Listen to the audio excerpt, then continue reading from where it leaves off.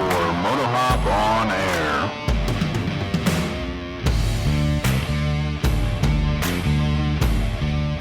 Welcome to episode 36. 36. Our problems do not have a quick fix. We're recording this September 30th at 10:30 p.m. Right on time. Or not. It's subjective. Yeah. So what's in your cup? So what is in my cup tonight? It's a very full cup. Yeah.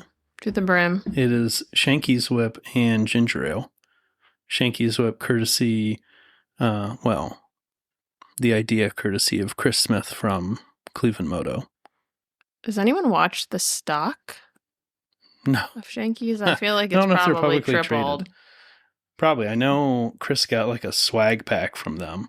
Do you think you wrote him a postcard or something? He said he'd emailed with them a few times and they sent like a flag and some other various goodies. I think some That's weird. pennants. I'd never heard of it before. Neither had I, honestly. It's quite an interesting So someone just drink. randomly picked out a bottle from the liquor store and said, sure. Apparently other people were familiar with it.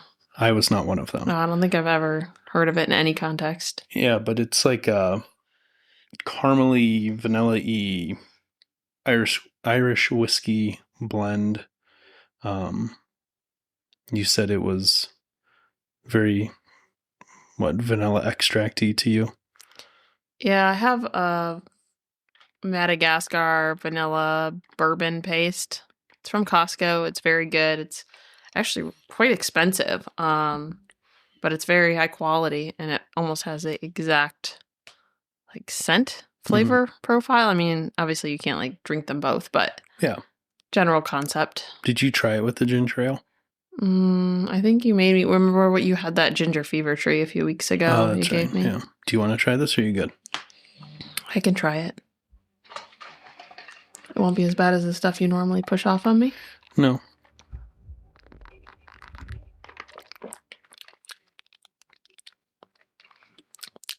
Tasty. Very vanilla-y this time. Your ratio must be a little different. Yeah. I think it's good. Yeah. What do you got? A Dinka Flicka. Oh, yeah. I was wondering. It's very orange. Yeah. From Magic City Brewing in Akron, Ohio. They have very good home brews. Trying to think. They have a lot of really good sours. Are they actually in Akron? That probably is Akron, isn't it? I wasn't going to split hairs. Most people aren't going to look it up. Well, it's just funny to me. I haven't thought about it until this moment, I don't think. And they have really funny names. And this, I think they categorize as a seltzer. Granted, it's a higher percentage, but it tastes like a mimosa. And it's also giving me heartburn like a mimosa. So that's cool. Because it's 11% or something? 10%. It's aggressive. Yeah, but it is like a hard seltzer-ish. Yeah, I think they said it was one of the only seltzers they do, or it was the only one that they had right now. But their sours are very fruity forward. So normally it's fun to go and get a flight, but yeah, they are in Akron. Magic City for non-locals is the name for Barberton, Ohio. Yeah, but it's I knew it wasn't in Barberton. Yeah.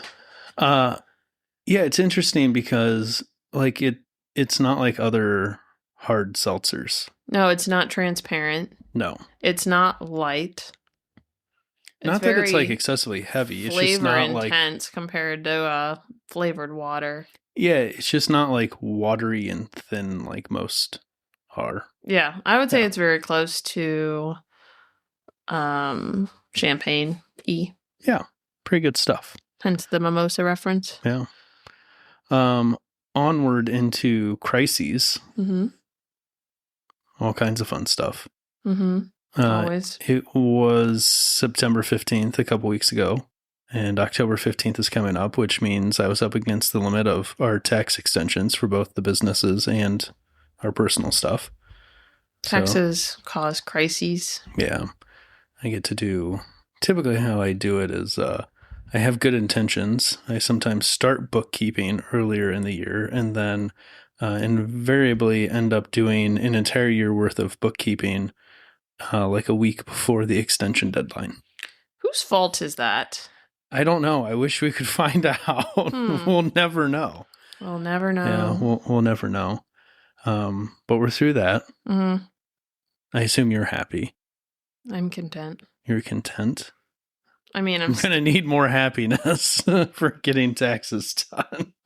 Well, I mean, considering I was going to owe like $2,000 because my current employer hasn't quite figured out how to properly withhold. Yeah, that was not cool. It is what it is, but this is my third year with a different employer. I mean, the last 2 years I've been screwed from the city perspective because my employer just straight out weren't taking city taxes. So I ended up paying like almost $3,000 to those. Yeah. And I don't know if anyone knows much about. It was $2,600. Really? When I was unemployed, I had to pay $2,600. But that wasn't all city. Yes, it was. I paid it to the city of Greene. There's no way. I wrote way. checks to the city of Greene while unemployed for like $3,000. Okay. Or you can call me out, but I know like, what the tax I've rate got is, and I trauma know that memory. our income isn't that high. Well, I'm just telling you what happened. But continue. If you had a problem, you should have said something then. But like I said, the last 2 years, they just straight up didn't take city taxes out. And this year it was federal that got me. And I just feeling very anti-government lately. Yeah. Which then kind of rolls into the second crisis. Mm-hmm. Although it wasn't that much of a crisis. It was interesting, though. I had ordered a slip-on exhaust for the Norge. It's from GPR, who's an Italian manufacturer. And I knew there's like a U.S. arm of GPR, right? And they import like 3 of the 4 models they make for the Norge. The 4th model is, of course, the one I wanted. And I had to find someone in Europe who was selling it. And there's a website. They have a bunch of sub-websites. But I think the parent company is Trade In. And they're out of Spain. So I kind of looked at what the current tariff rates were as best I could tell. Spain falling in EU, I forget, it was going to be like a 10 or 15% tariff. Mm-hmm. The exhaust was cheaper than the ones from GPR US. It was going to be $280 plus shipping. And I figured again, 10 or 15% EU tariff, fine. Worst case, it gets tariffed as an auto part. It's 25%. Mm-hmm. Cool. It ships, and UPS messages me asking for $140 plus their processing fee, which was like another $15 or something. Do they tell you why? For tariffs. They just say tariffs. They don't like Correct. define like anything. There's no information. What a scam. But so the interesting part was then I went back and looked through the tariffs, and the only thing I could find high enough was the aluminum tariff is at 50%. And there's not a single piece of this exhaust that's aluminum. Can you appeal It's supposed to be a 100% titanium exhaust. I cannot. Apparently, I could have basically told UPS to hold or like refuse the package, then contacted Trade-In and had them try and reclassify it. But the weird part was the description on the label. It was categorized as like, I don't remember exactly, something like outdoor sports equipment or something was like what the shipper had put on the label. So I don't know. It was a frustrating experience, but so is the current state of life with tariffs in place. Yeah, I don't think anyone. In case anyone really still thinks happening. that the companies we're placing the tariffs against are paying the tariffs, no, it's the still receiver. not how it works. No, it's the receiver.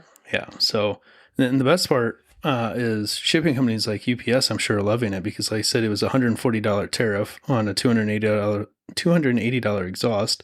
UPS already got paid to ship it, but then they got to charge me another $15 or so for a broker fee, basically for collecting the tariff on my behalf. Well, someone at UPS probably likes it. The employees probably don't. It's probably very annoying. Yeah. Let's see.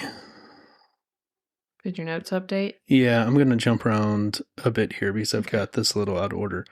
Okay, so what has happened in the past month? A whole bunch of stuff. Other than business taxes. I was on an episode of NoCo Moto. If you have not listened to NoCo. That happened since the last episode of ours? Yeah. Oof. Yeah. It's been a minute. Yeah, it has. Yeah, you were really excited about that. What? Walking down here at 4 a.m. 4 a.m. Yeah. Mostly because you just complain about how, like, your body is falling apart and then you neglect it. Yeah, but it was a good time. I'm not saying it wasn't great, but they aren't dying. You can call them again. I know. But it was, the episode's like 3.5 hours of gold. I don't remember what episode number it is. How many of those hours are on Patreon? I don't think they put any of it behind the Patreon wall. I think the entirety of that episode is up. Privilege. I also will say I'm pretty sure I'm the first person to ever do Best Bike, Worst Bike in place of Pete and Swiggy. So they let me pick both. Very proud of that. Yeah, it was exciting. Tell everybody you meet. Yeah, pretty much. I hope they realize how big of an icon they are. Yeah, well, it's such a good bit. Like, It I is. wish I had thought of it first, to be honest. It really is. I always love listening to Best Bike, Come up Worst our Bike. own. Yeah.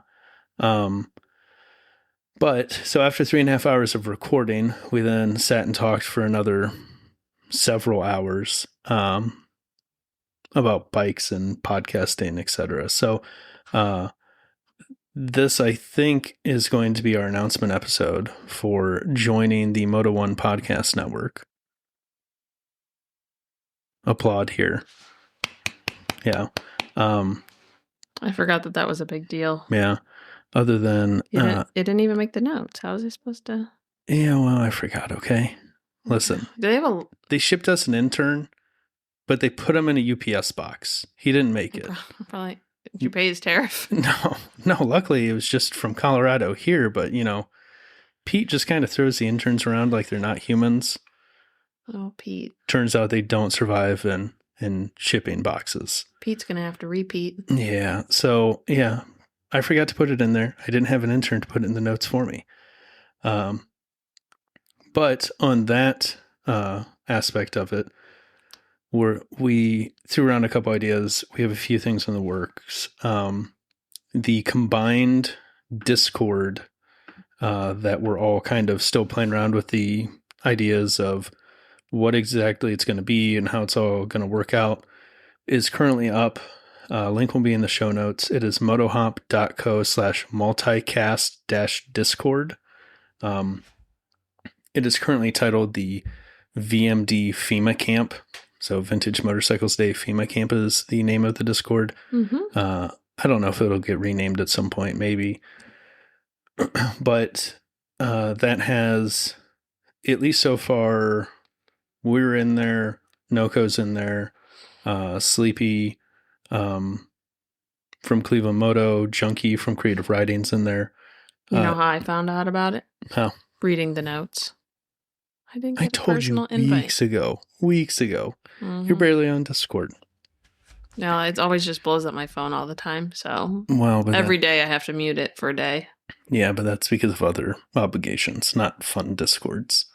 Not fun motorcycle conversations that I can't keep up with. No. And then on top of it, we talked about doing like a combined website. So the very, very, very first draft of that is up. That is motorcycle-podcast.com. And that's going to be just a kind of easy way to find everyone's podcast, and eventually maybe everyone's episodes will be up there. We'll see.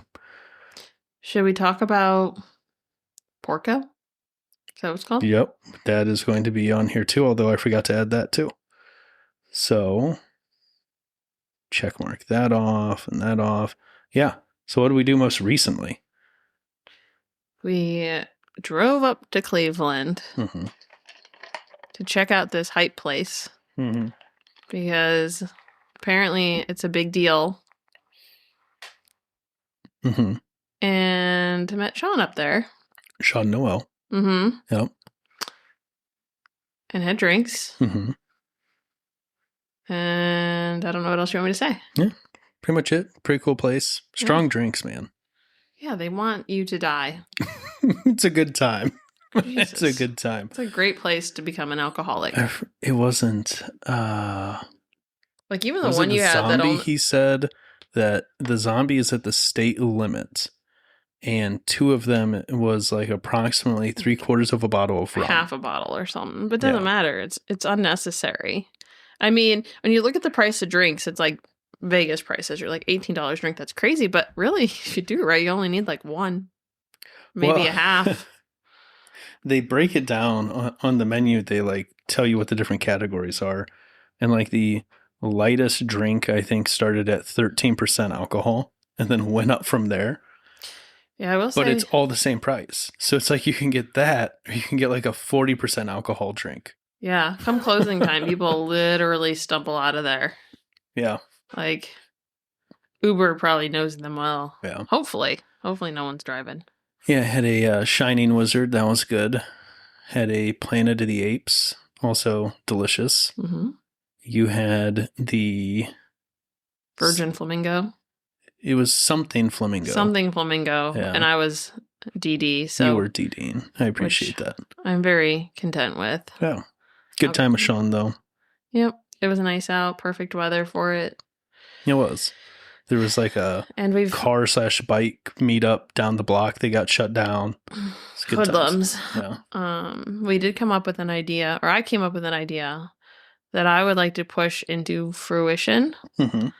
For a Hawaiian shirt printed with at least references. It doesn't have to be logos because that could become too much.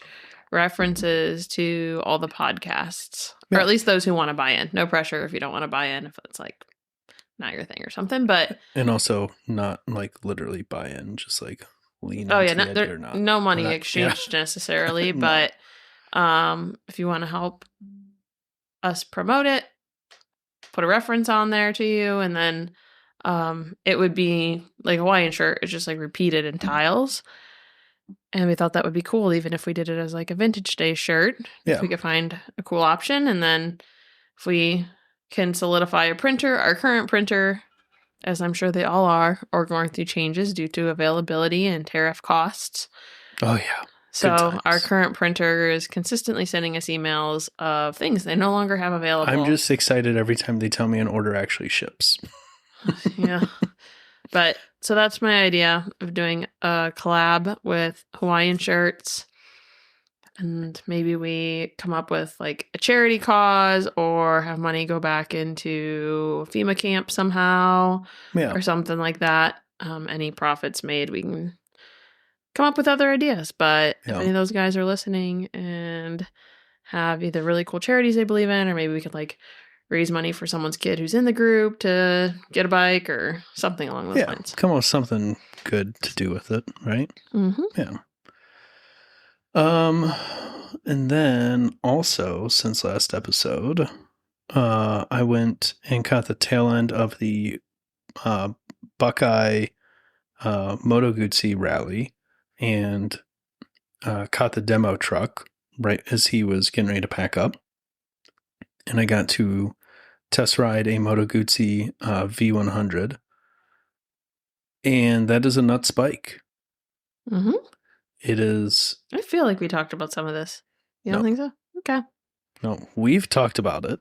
Mm. But no, last episode, episode 35 was before all of that. Okay. Carry on. Unless I totally missed it in the notes. Oh, you're fine. But yeah, test rode the V100, then went to Throttle Company, test rode the V85.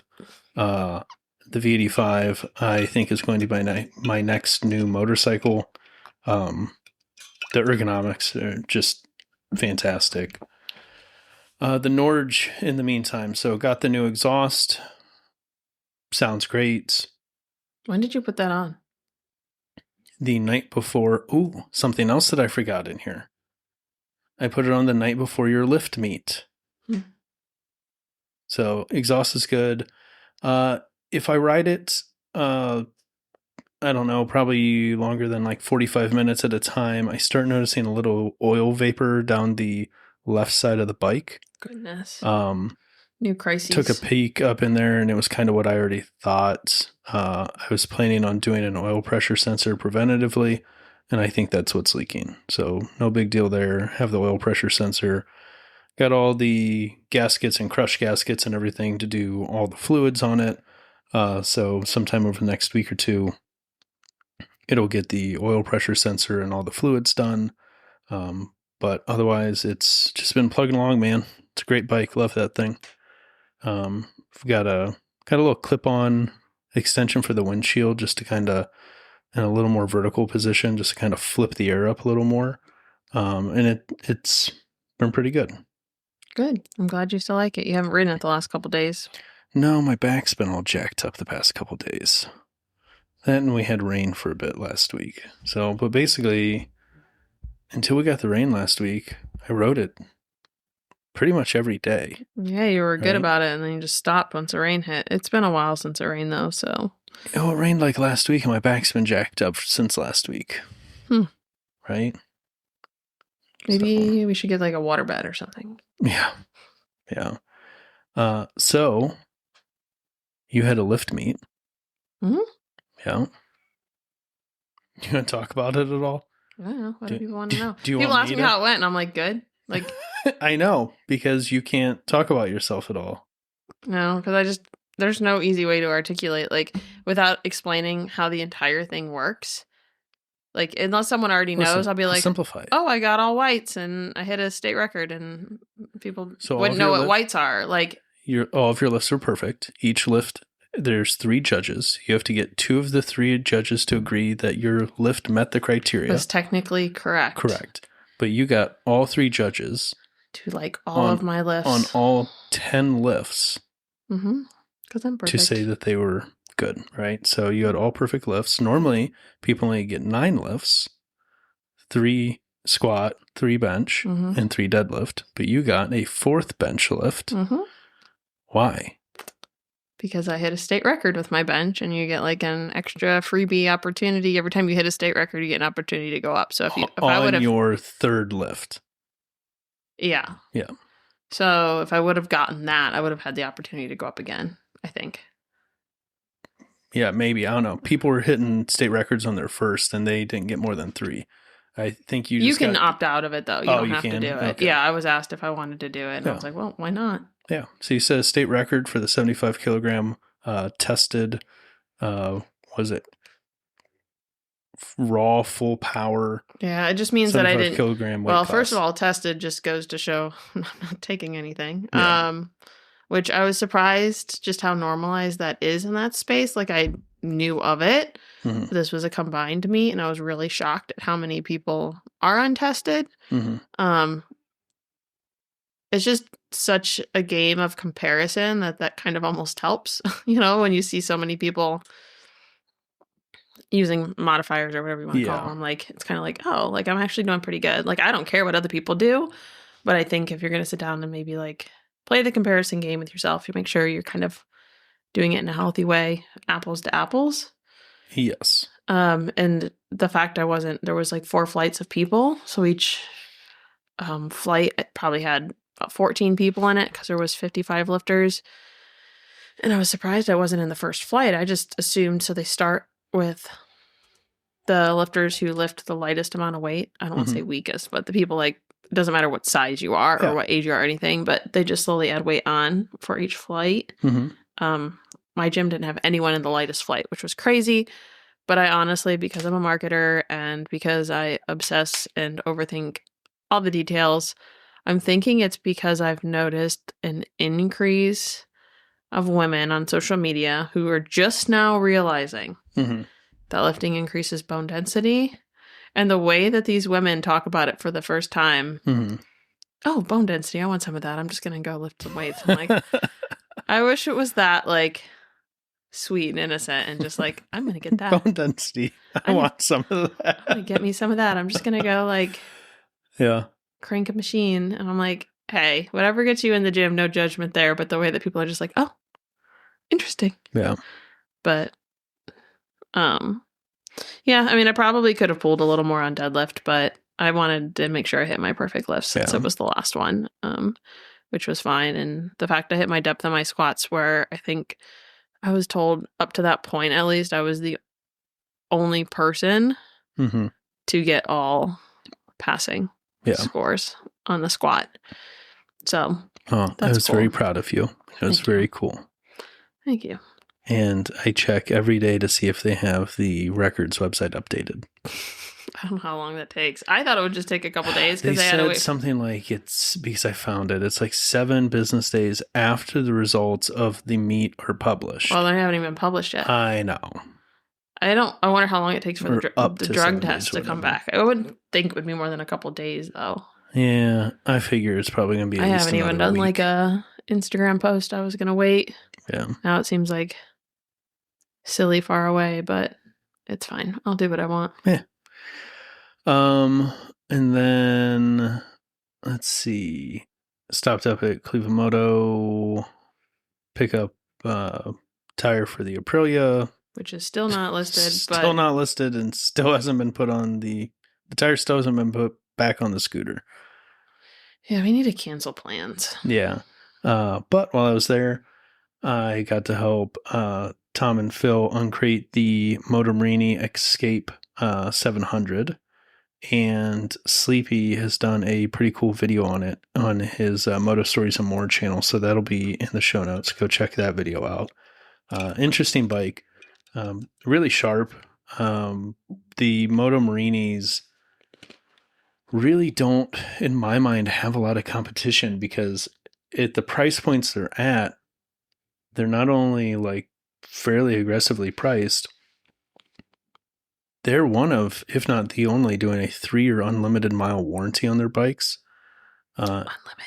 Yeah, and that Escape 700 has a built-in dash cam, which is interesting.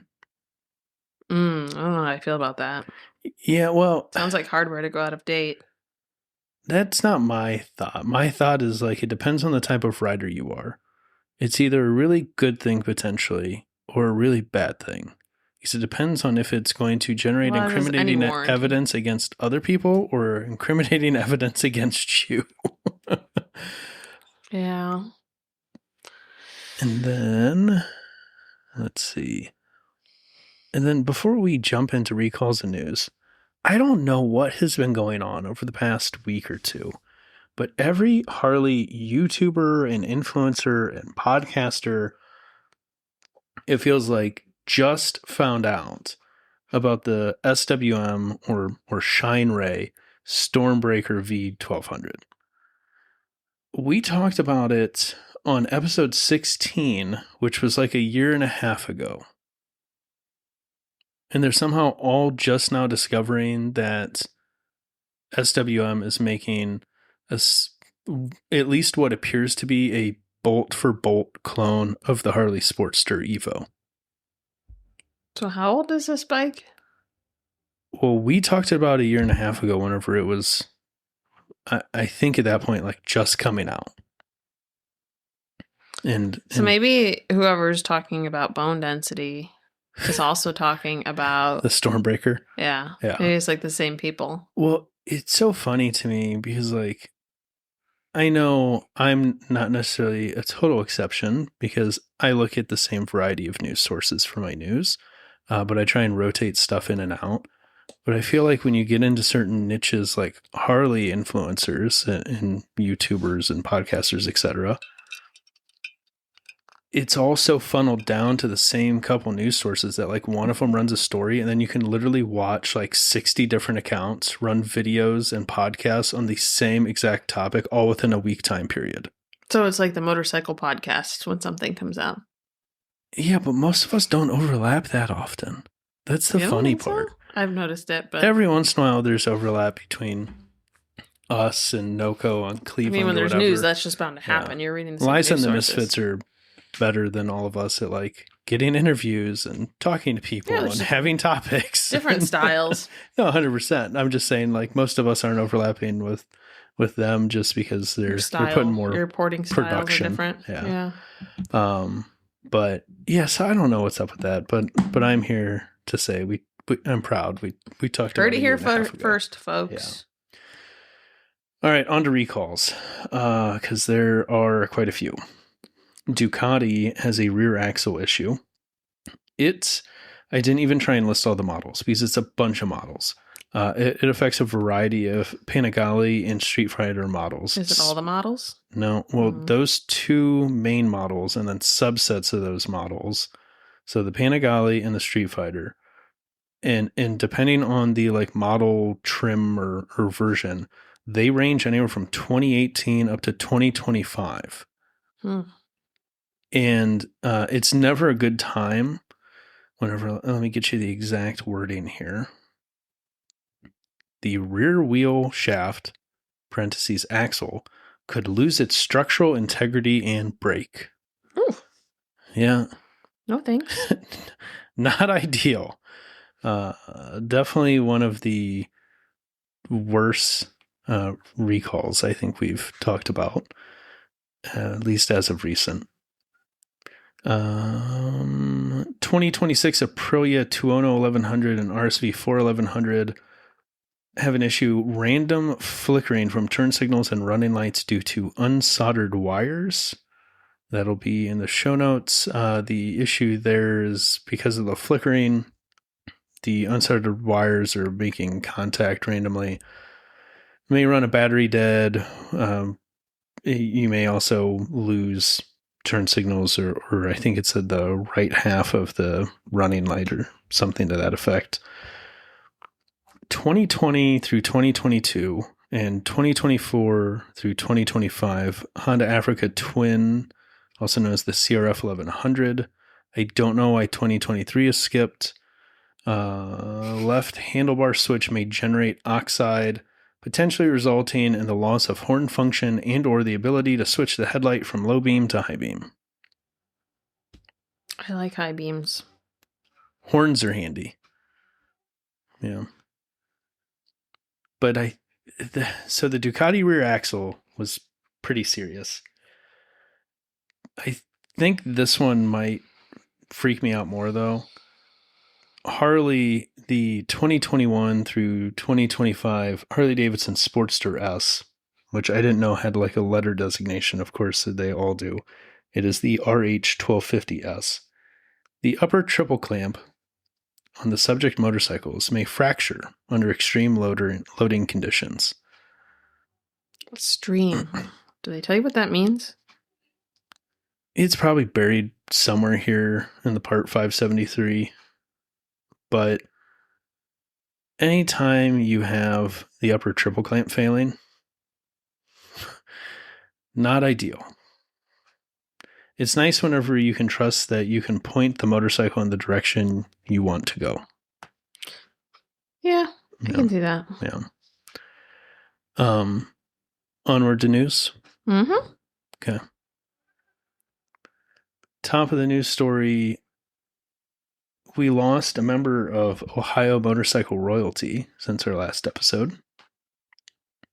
John Penton passes away at 100. If you don't know who John Penton is... I didn't. Yeah, so bunch of motorcycle or motocross chops, arguably responsible for KTM's presence in the U.S., but really, go listen to Cleveland Moto episode 518. Phil does a really nice kind of wrap up of all of Penton's contributions to the motorcycle world. He was a super local guy, wasn't he? Yeah. Yeah. Quite a giant that I don't think enough people recognize. I know there's a certain amount of recognition in Ohio just because he's kind of one of us, but especially motocross. Big contributions there. The U.S. Women's World Trophy Team won the 99th Annual International 6 Days Enduro. 6 days? I wonder how long it is. I would hope 6 days. They have won 4 of the last 5 championships, and this is their 6th overall. Women's World Trophy victory, I've never heard of this. which now ties them with Australia. The International 6 Days Enduro is kind of top of the mountain when it comes to enduro races. Like, this is Literal winning top of the mountain. well, it's like winning the Super Bowl. Oh, dang. Yeah. Good job, ladies. Yeah. Go get them. So one of the interesting things, though, that I noticed is one of the riders was on a Raiju, Rieju. I've never heard of them. They have a website that is raiju-us.com. Other than, it's a dirt bike, the weird part is on the homepage at the bottom. It says, Raiju has picked up where Gas left off. Raiju will manufacture, market, and continue to develop the well-known Spanish enduro motorcycle platform, formerly known as Gas. Gas. Yeah, but last I knew, Gas was still around. What's weird is they didn't, in the one page you linked, they linked the other two bikes, but didn't link the Raiju. Oh, you mean in the one press release? Mm-hmm. Yeah. Well, that was half the reason I looked into Rude. it, because it wasn't linked in the press release, and then I was like, I've never even heard of this manufacturer. Spanish motorcycle enduro? Mm-hmm. You're definitely saying it wrong. Okay. I don't know what it is, but if it's Spanish, that can't be right. Yeah. And there's probably a rolling of the R or something that I can't something do. really sexy that you can't. Yeah. A white boy can't. You can't do. Yeah. So I don't know. That'll be something I look at between now and the next episode and try and figure out what's going on there, because unless there's something I don't know where like Gas abandoned a platform, because I know they kind of KTM merged. What is Gas? It's a brand of motorcycle. It's kind of silly. Yeah. I think it's a cool. Did you name. ever watch Cinderella and there was the chubby little mouse called Gus? Yeah. It's giving Gus. Gus. Where are we at? We're through recalls. I go to their website and I'm trying to see. No, never mind. Booted me onto another one. I think I went to shop and it's like per part. I was like, no. Oh, there's 2026 models. Starting at learn more. Not today. Well, I don't know. I wonder if they're even sold in the States. Well, this is the specific U.S. importer website. So someone somewhere, Okay.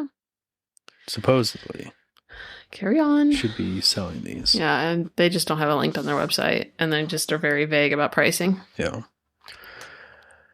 I don't know if you looked at this one much. I did. The holiest of wheels. Is there rules about the Pope riding a bike? I don't know.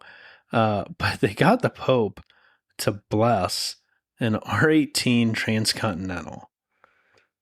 And they're going to auction it off.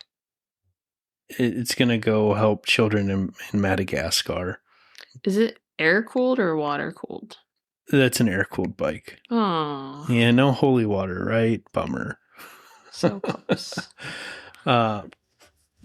Yeah, I mean, it's a very Pope spec, right? It's all white leather seat, white upholstering on the backrest for the passenger as well. It's fun. It's not a story I expected to see. There's a biker group called Jesus Biker. Yeah, probably. It's a bunch of religious biker groups. The name just leaves a little bit to be desired. Saying it's a little uninventive. Yeah. It says in the article, then the bike set off on a journey aptly named a peace ride from Motorrad Witzel in Senfeld to Rome, accompanied by church services and representatives of Jesus Biker, all caps. Yeah. Who mainly rode R18s. Yeah. Like, Jesus Biker. Sounds like it was lost in translation. It also has the Vatican coat of arms on the front fender. Possibly elsewhere, but they showed us the front fender. He sat on it. It's cute. Oh, he sat on it like side saddle. Oh, yeah, he's wearing like a skirt. I don't know that it's called a skirt. Okay, well, what's it called? I don't know. Okay, but I don't well, think it's it's not called a pants. skirt. It's not, but it's not pants. Yeah. He's wearing drapery. Oh yeah, they got the coat of arms on the bags too. Every time I see a bike with white upholstery, most of the time it looks good. But then I just think about how poorly that seat is going to age. Yeah, it probably looks good for like a week. Yeah. But it's got Leo the 14th on like the engine case, and he signed the tank, and it's a nifty idea. Mm-hmm. Wonder how you get like a reservation with the Pope. How do you get a hold of the Pope and then ask him to sign and bless a motorcycle and sign off on using the Vatican coat of arms Probably in his Instagram. name? You think? Yeah, he's probably on Instagram. Just send him a message. Yeah. Yeah. Drop into those DMs. Yeah. So Buell supposedly, finally, is making super cruisers. Sort of. What makes a cruiser super? It being made by Buell, I believe. That's it? Yeah. So VIN 0001, which is intriguing because that would imply they plan on making no more than 9,999 of them. Wait, 0001 is 0001. That's in the thousands. Yes, that is 4 digits, which means the most they could make is 9,999. When you said it, I thought 909. I forgot that. I didn't hear 1,000. So, VIN 0001 was I'll completed. probably discreetly add more numbers. Maybe. But VIN 0001 was completed on September 26th. They still have to go through federal certification. But also, number one is not going to a customer. What is up with this muffler? Exhaust.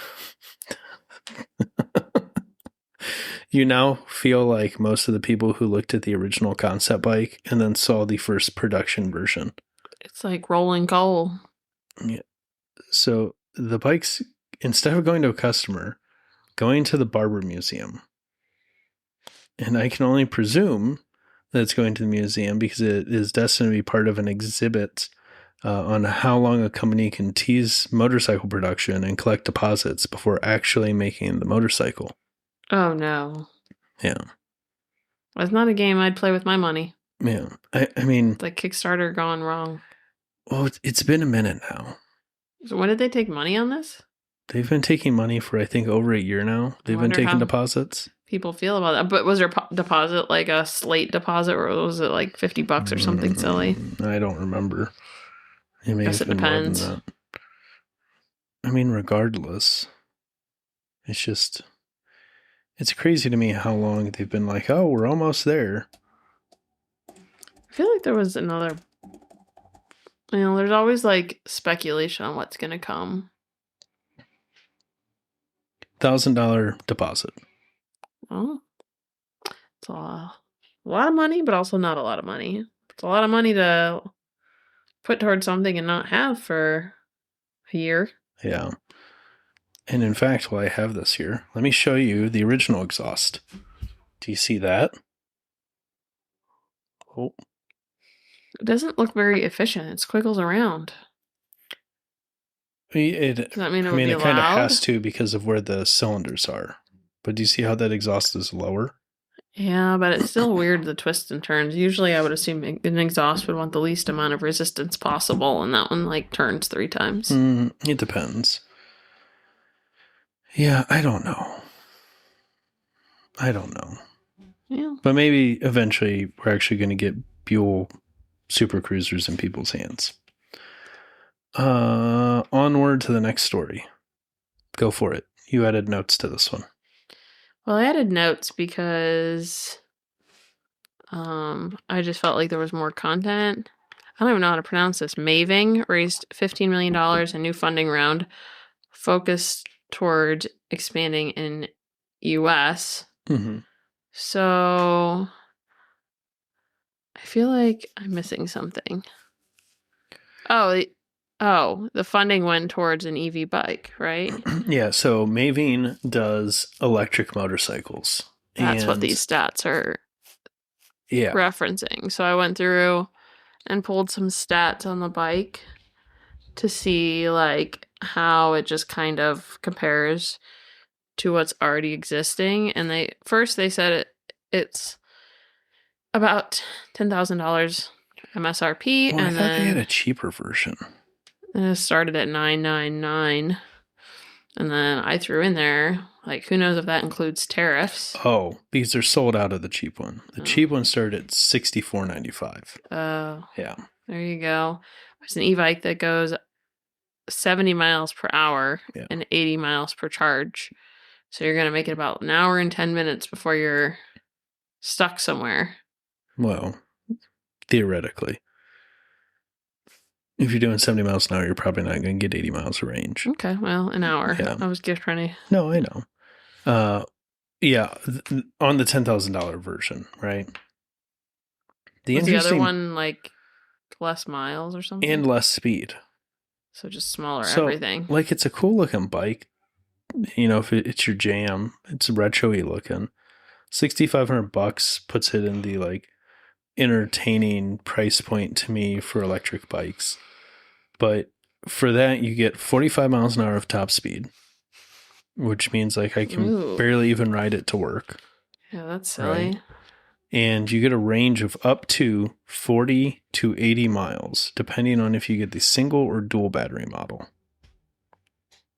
So if it's starting at 6,500, that's probably the base single battery. So you get 40 miles at 45 miles an hour. Mm-hmm. Yeah. I don't know that I get it. It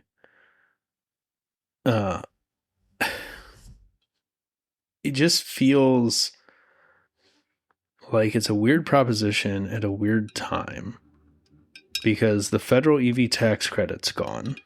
Mm-hmm.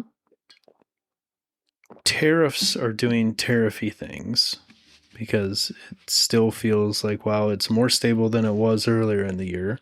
We're still changing them. Yep, still very unpredictable. And they said that the quote was, U.S. market already accounts for around 40% of its sales worldwide in 2025. So if the U.S. accounts for 40% of their sales, how low must their sales numbers be? Or are they just selling a boatload of these things in California? Well, if you sell 10 and 4 of them are in the States. I know. That's what I'm saying. It's like, how many have they actually sold in the States? Because that'd give you an idea of what their actual sales numbers are. But they have to, the only place they're really going to sell them is California, because the only other location they have outside of California is one location in New Jersey, according to their like locator. Eesh. Yeah. It's kind of silly. Yeah. I don't know. Good on them for raising $15 million. I just don't know how it's going to work out in a positive fashion for them. And it's like one of those gray area bikes you've talked about. Well, it's at least a motorcycle. It's not a bicycle, right? Yeah.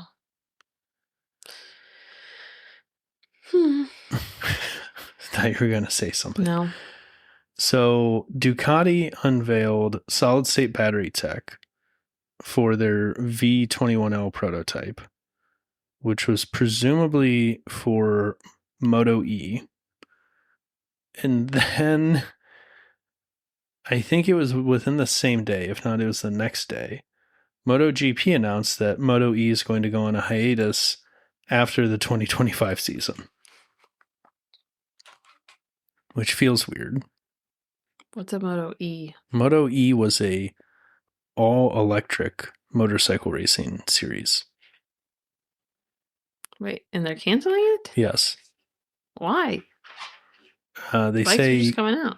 Yes, they said. Well, you just can't keep up with the tech, maybe. Like, no, they it's said too like rapidly changing. consumer interest was low and electric motorcycle adoption rates were lower than expected, or something. Oh, meaning they couldn't get anyone to race.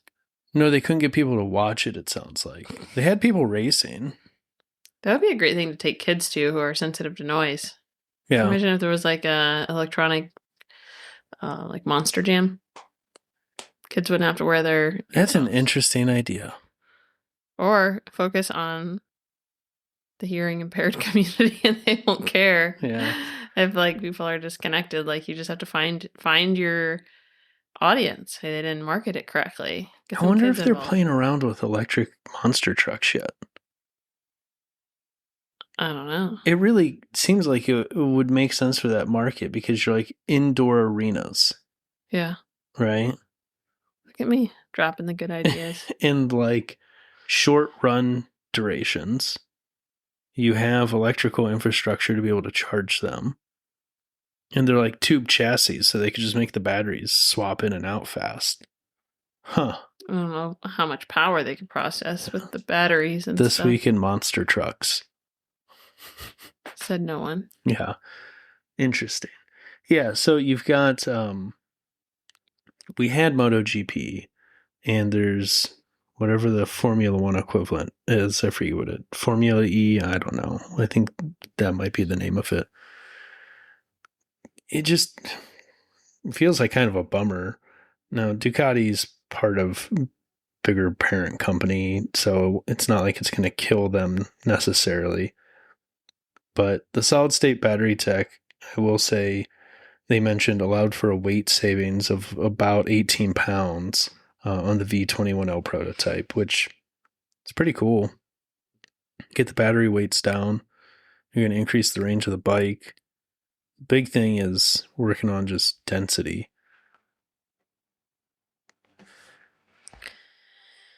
Yeah. In other electric news,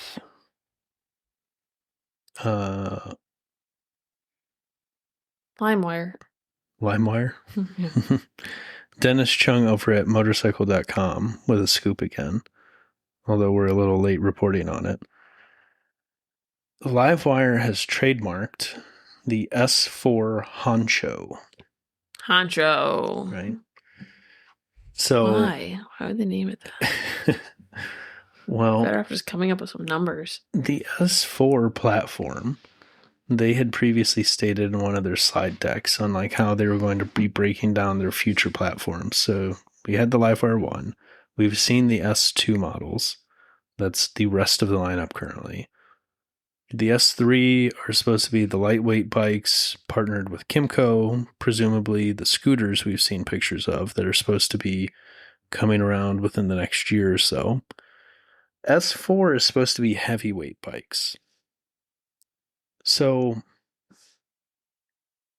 from the original slide deck, it said, leveraging latest technologies to address heavyweight motorcycles with expected improvements in range and charging capabilities. I don't know that we've had improvements in really either of those categories since the LiveWire 1 launched. But apparently we're just moving forward with an S4 heavyweight bike. I'm kind of surprised LiveWire is still kicking. I thought it was on the out. No, don't you remember they received like hundreds of millions of dollars from the government? How do I get some? Start an electric motorcycle company. Maybe I Well, will. Not now. You need to have done it during the last administration. But I feel like Honcho is a good name for a heavyweight bike. You gotta be a thick boy. Yeah. Looking through the pictures. They have fun pictures in here. Yeah, I mean, we haven't seen the bike yet. Oh, so these aren't No, related. that's not going to be the Honcho. They've just trademarked the name. That's it. And then transitioning from LiveWire to Harley, they got 2 new board members. I'm reading this article. I finally started talking about Harley. It says, what's interesting is this timeline seems to contradict what Harley Davidson and LiveWire have been telling us about its future products.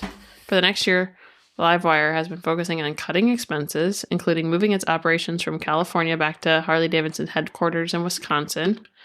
This February, during its Q4 2024 presentation, Chief Financial Officer said his last name is Root, said the cost cutting included scaling down development on new platforms in favor of extending its range. So they're still operating. They went back to operating at Harley-Davidson, but they're just not. Yes. Sounds a little sus. So they're... I may have talked about this on the last episode. So I kind of looked into whenever they sold part of Harley-Davidson Financial Services. So I think, I may be wrong on this, but it's going to at least be close. It's like Harley-Davidson Incorporated is the parent company. Underneath them is Harley-Davidson Motor Company, who makes the bikes. Harley-Davidson Financial Services, that does the loans. Mm. And then LiveWire. It sounds like they tried to like safely distance themselves from that. Well, they did 100% because Yakin. Because you don't want to like probably did that after they realized it wasn't taking off, and they're like, we don't want to be affiliated with this potential failure. Did that after they decided to try and kill it, and then realized they needed to kind of keep it alive, right? Because this was all done when Yakin stepped in after the removal of Levitich. Mm. Because I think one of their biggest mistakes was separating these into a separate brand. Because they do nothing special compared to the rest of the industry. Mm-hmm. At one point, it had a Harley-Davidson badge on it. Yeah. That at least differentiated it. Well, maybe the new guys will help. Yeah. Well, the new CEO at least. Board members, I don't know that they're going to have much speaking on it. Depends on the structure of the company. Yeah. So, 2 new board members. You wrote these notes. Yeah, because I wanted to highlight, we spent so much time talking about the last guy, the new CEO, and what he did. I thought it was interesting to see what these people were hired for. I don't know their first names because I just wrote the last names down, but the one guy served for investors companies, served for an investors company and specialized in times of transition. So I guess like money transition. And then the other guy, who I'm not going to be able to pronounce, Reinjeks. Well, you didn't say the first guy's name. So the first guy was Daniel Nova. And then the second one is guy Matt. Yeah. Worked. I don't really know. For Yeti, and focuses on international expansion, which is obviously needed. Still works at Yeti. He's the president and CEO of Yeti Holdings. Well, apparently he volunteers for the board in his spare time, so probably quarterly or monthly meetings there. Yep. And again, who knows what kind of pool he's going to have, but... Yeah, Nova serves as the general partner of Highland Capital Partners, which is a venture capital fund. I had an entire note about some ideas that Harley could like execute or things they did wrong and how maybe they could turn around. Yeah, so we got an email from JR. And should you just pull it up? Nope. Oh, okay. You gonna pull it up? I can on my phone. I wasn't gonna transition to this yet. Oh, I didn't know it was on there. No, I just figured we'd address it at the end because I figured we'll do that next episode since we had so much stuff to catch up on this one. Okay. I mean, it's definitely a hefty topic. I honestly think it would be an interesting thing to talk about on a much larger scale. Cleveland Moto touched on it the other day, but I think we're all in pretty much agreement of it. Mm-hmm. Of kind of where they went wrong. And it will be interesting to see if shifting to a more international focus will do anything, because a lot of that stuff is going to take time. So how much time do they have before they don't? Yeah. Oh, I have a lot of emails I didn't know about. Well, I guess we will go back. I have it. Oh, okay. So JR wrote to us and said, I was wondering if you could talk on your podcast about why you ride a scooter. How's it different from, let's say, a 200cc Enduro? What makes you want to go on a scooter ride?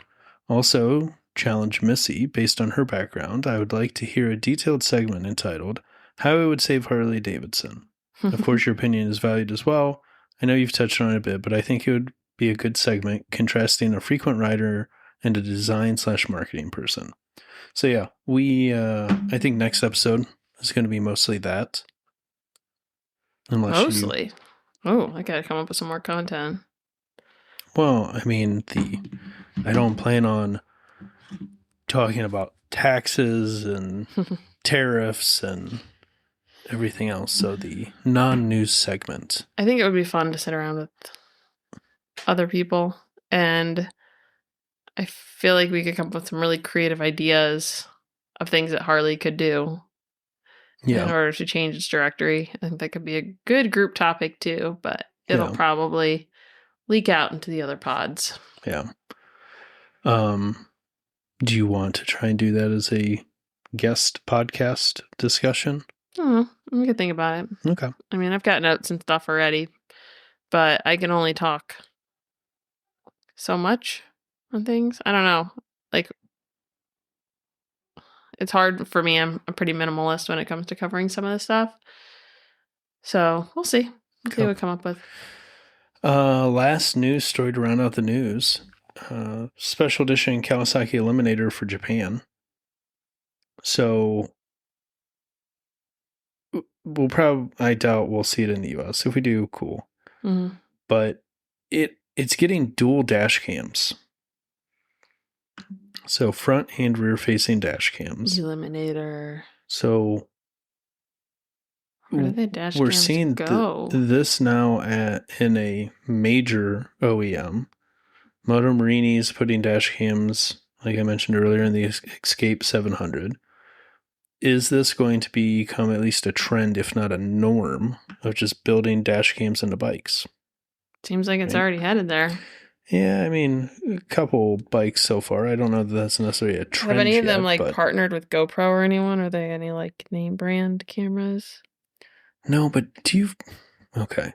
This isn't motorcycle related. Okay. I don't know how much you've looked at cameras recently. Not much. Do you feel like GoPro's floundering? Floundering? Barely staying alive? Yeah, I think uninspiring, hasn't done anything super exciting. I haven't seen an ad for GoPro in forever. Yeah. Who knows if they're writing it out? Well, I just got an email the other day from them that they came out with 2 new cameras, and I'm like, cool. None of those are tiny. And look at everyone's buying the Insta 360s. They have the little tinies now, all the gimbals and. Well, they have the sport ones, the little Go, tiny which clips. is the little tiny guy, and then. Yeah, I don't know who's buying GoPros anymore when you've got so many cool other options. We got the Ace Pro, right? Yeah, that one's even a few years old at this point, though. Yeah, but that one, they came out with the Ace Pro 2, but that was what? I forget if it was the lens or the sensor was co-developed with Leica. That camera's a phenomenal camera.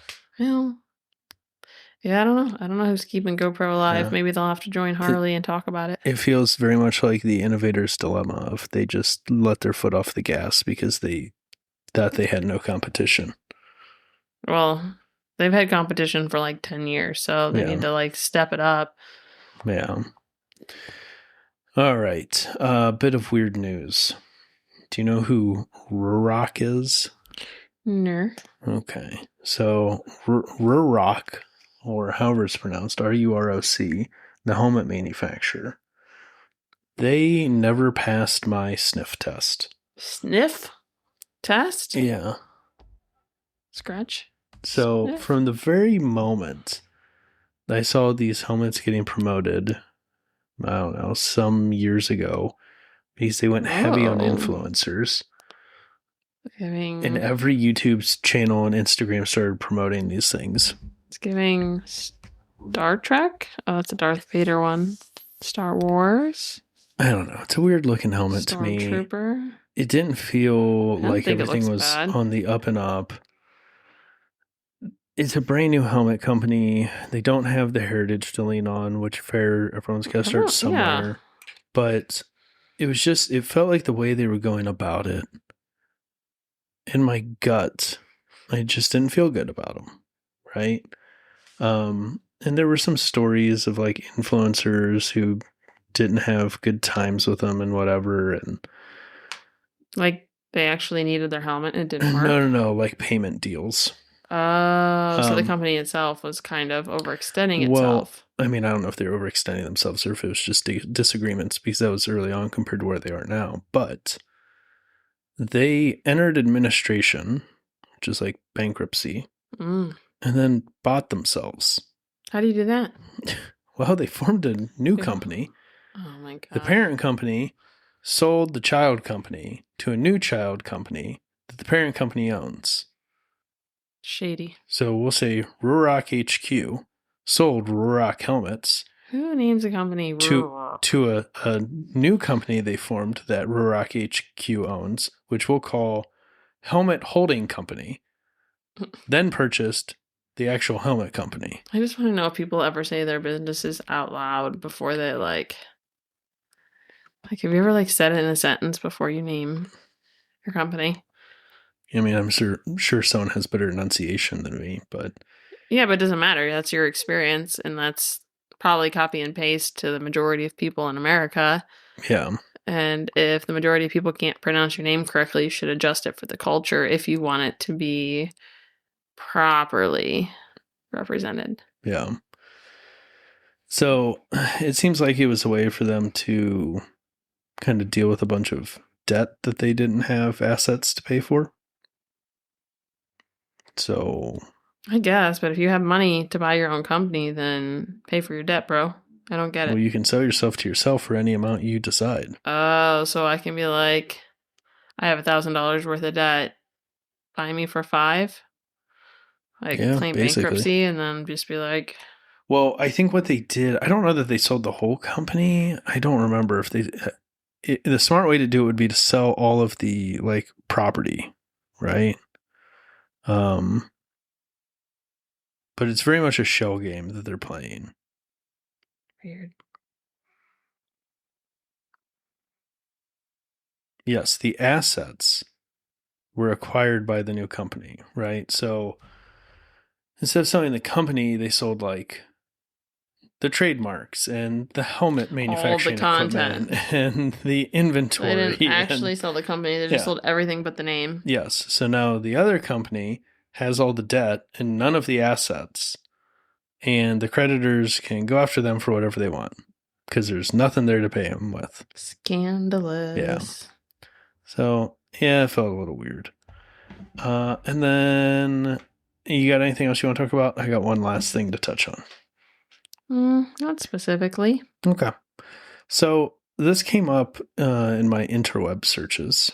Oh, boy. And this kind of falls in line with the whole dash cam stuff a bit. So, this company Innov, INNOVV, they produce a aftermarket blind spot detection system for motorcycles. Interesting. Yeah, I thought it was kind of interesting. What are the reviews on that?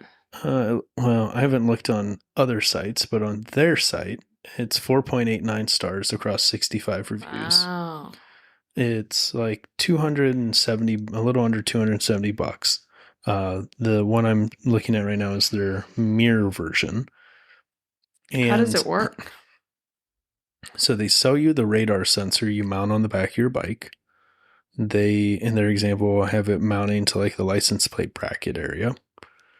And then you have two little indicators that mount to your mirror stems. One for left and one for right. And it makes an audible tone and blinks the light. And it's just an aftermarket blind spot monitoring system. And I'm sure they've been around for a minute. This is the first one I've really come across that seems put together. But it's an interesting idea. There's... So does it, beep? How would you know? Yeah, it beeps and it blinks. So you have a light that you put on each mirror. Right? Or the mirror stem. So, in theory, when you check your mirror, the whole goal is this is going to monitor the blind spot. So, anywhere your mirror isn't pointing, right? Yeah. So, you're going to check your mirror and you're going to see if the light is on the indicator or not. Now, as motorcyclists, we should be head checking regardless. But would you try one? I'm intrigued by it. Oh, boy. Especially if... I don't necessarily love the look of the radar sensor, but the safety factor, especially if I start doing longer rides, right? I mean, unless it gives you a false positive, there's probably no harm, even if it isn't Oh, I have no care for a false positive. The issue is a false negative. I understand that. That's what I'm saying. Well, you said a false. I know. I said it doesn't matter if there's a false positive. What matters is, the false negative. So even if you get false positives, it's like, okay, could be worse. Yes. I think it would be more of a reminder system. Like, you still want to stay in good practice, checking blind spots, checking mirrors, etc. But let's say you're doing big mile days, right? Fatigue's going to set in at some point. It's just another layer of safety. Yeah, right? It can't hurt. Yeah. How much is it? $270 for the kit. Ugh, it's not zero, but it's not like... No, it's not a helmet either, yes. Well, yeah. I mean, your other option is go out and buy a brand new bike that has a blind spot monitoring system, right? But if you like your bike, or you like an old bike, and you want to give it some new tech, it seems intriguing and doesn't look very difficult to install. So if anyone has one, let us know what you think. Yeah, for sure. For sure. So, yeah, that's all I got. We got anything good coming up? What do you mean good? News? Yeah, are we going anywhere? I don't know. Should we tell people when we leave our house? I mean, I'd prefer not to tell them days and hours when we're leaving our house, but I'm trying to think. We have a Virginia trip coming up. I have to go to Atlanta for work here soon. Yeah, I meant more like, do we have anything motorcycle related? Oh, not really. Not really. Yeah. I mean, hopefully life is too busy. Yeah, it is, man. I was really thinking how I could use life to be a little less lifey for like a week. Right? Oh, when we have it, we do nothing, and then you're salty. You don't do anything. So, but I also just need to do nothing for a minute. I know. I try to not make plans, and you still do. So, I know we can have no plans. This part's going to just sound like me complaining, but last night I got home from work at 8:30, 9. Pretty late. I don't know. Might have been later than that. Yeah, it was probably 9, so that was an 11-hour day. And then I came in, saw you for like 5 minutes. I'm like, I'm not trying to be like avoidant. I just need to go lay down. And then slept until like 1. Got up and decided to have dinner. Is that what you did when you got up? Yeah, and then went back to sleep at like 2. So I slept for a lot. Yeah, and I'm still tired. Well, you would have been tired. It's been a rough couple weeks.